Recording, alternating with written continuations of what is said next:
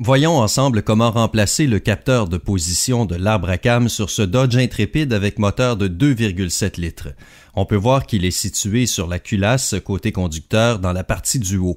Voici la sonde de température du liquide de refroidissement et le bouchon de remplissage d'huile. Et voici notre capteur juste en dessous ici. La plupart du temps, on trouve une patte de blocage rouge ici.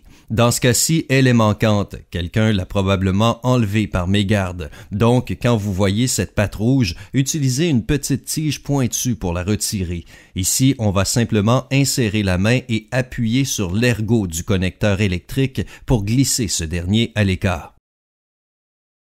On peut voir aussi que le faisceau de câble du moteur était appuyé sur la tige du boulon de retenue du capteur. On va simplement le mettre à l'écart pour l'instant, mais il faudra s'assurer de le remettre en place une fois le travail terminé.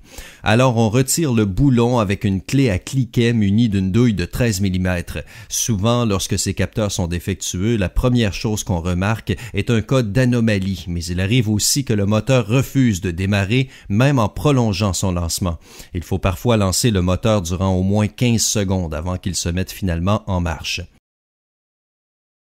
Maintenant qu'on a retiré le boulon, on fait tourner le capteur à la main. Maintenant, on voit qu'il y a le joint torique ici et le capteur situé juste derrière. Il faut donc s'assurer qu'il n'y a aucune trace de calaminage à cet endroit et de l'enlever le cas échéant. Donc, on commence par tourner le capteur, puis on le tire soigneusement tout en faisant un mouvement de va-et-vient jusqu'à ce qu'il finisse par sortir de son orifice. Ensuite, on prend un peu d'huile sur le vieux capteur pour lubrifier le joint torique du capteur neuf. On le positionne bien droit comme ceci, puis on l'insère en place en le tournant.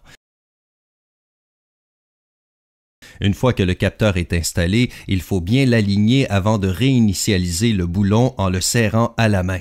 On serre le boulon aussi loin que possible en s'assurant de ne pas écraser le faisceau de câble ou autre chose.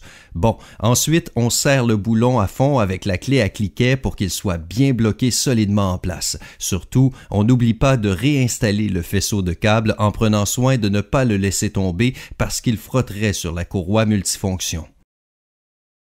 Une fois que tout est en place, on rebranche solidement le connecteur électrique et bien sûr, on réenclenche la patte de blocage rouge. Voilà comment on remplace un capteur de position de l'arbre à cames sur ce Dodge Intrepid de 2,7 litres.